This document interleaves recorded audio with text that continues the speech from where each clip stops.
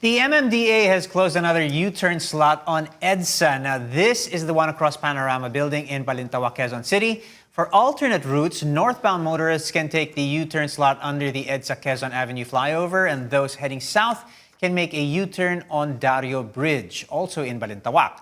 Last month, MMDA advised motorists all EDSA U-turn slots would be closed gradually to make way for the EDSA busway. Now, the closure of U-turn slots along EDSA is meant to ease the flow of buses plying the carousel route. But with 3 U-turn slots now closed, traffic and rerouting problems continue to emerge. Now, how are authorities addressing the confusion? MMDA EDSA Traffic Chief Bong Nebrija joins us live via Zoom. Good morning, Sir Bong. Glad to speak to you this morning. Yes, Paula, good morning, and good morning to all your listeners, viewers. All right, now it seems to be an area of confusion always when traffic conditions change. We're changing things up a little bit, gradually. We're closing all of those U-turn slots. What seems to be the main hiccup in implementing the changes here as far as that EDSA busway scheme goes? That's right, Paolo. Anytime that we implement change or a new traffic scheme, we always have this kind of birth pains. And this one is no different when we close the Panorama U-turn. First and foremost, the biggest problem that we encountered is the transitioning in of the public utility jeepneys with routes from Project 8 to Arroceros in Quiapo, which usually use the Panorama U-turn as their primary route in getting crossing EDSA. So now that we have closed it, these jeepneys are making their U-turns underneath the Quezon Avenue flyover, which is a long stretch from their origin in Roosevelt Avenue up to that point. That's around 3 kilometers. And you know how jeepneys thrive, and they pick up and they unload passengers anywhere on the road. So there's no jeepney stops on EDSA, and we are seeing indiscriminate loading and unloading of these jeepney drivers. And besides, there's a policy that there should be no jeepneys on EDSA.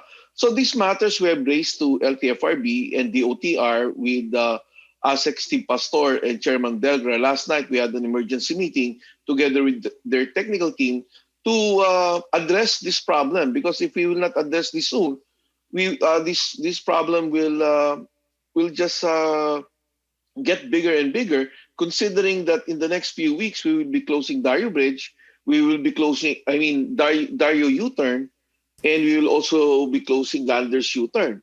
And they're just prolonging their stretch of U-turns along EDSA. And we need to address this. If we need to cut the route, then we need to do it as early as possible.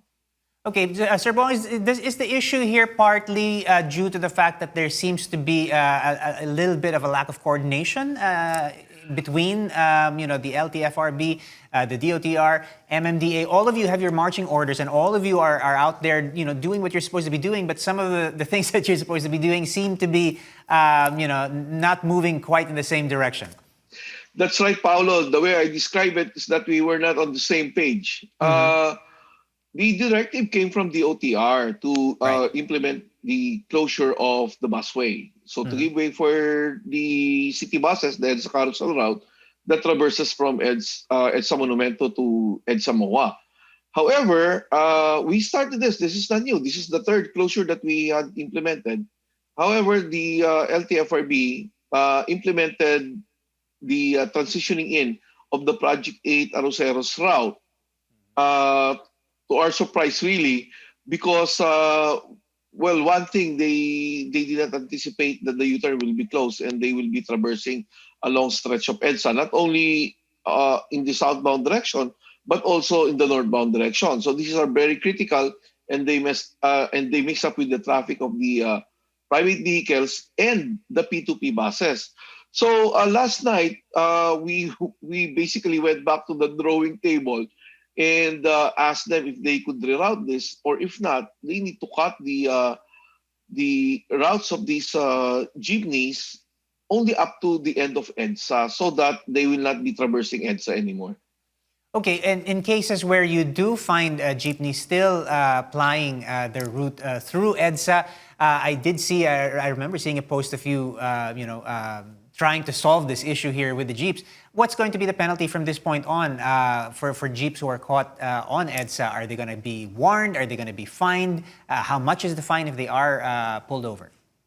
Actually, when I saw them on EDSA, I already informed my bosses that there are jeepneys based on the transitioning in of these jeepney routes, and they told me to apprehend immediately. However, I requested if I could coordinate with LTFRB first before we do anything, before penalizing these jeepney drivers, because they are not really at fault on this one. So when we coordinated with LTFRB, they told us that there's no other routes but that, and we cannot allow that. So we're giving them until maybe next week.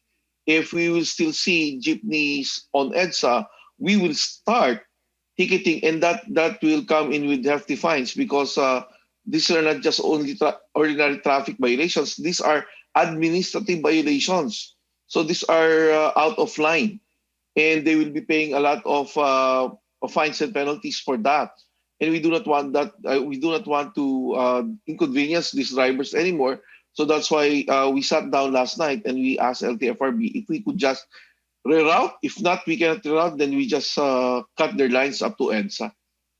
All right, well, here's hoping that we have a little bit more harmonious flow as far as traffic and information goes between the various agencies. And I hope that things start to clear up. Sir Bong Nebrija, thank you for joining us this morning. Thank you, Paolo. Thank you for having me.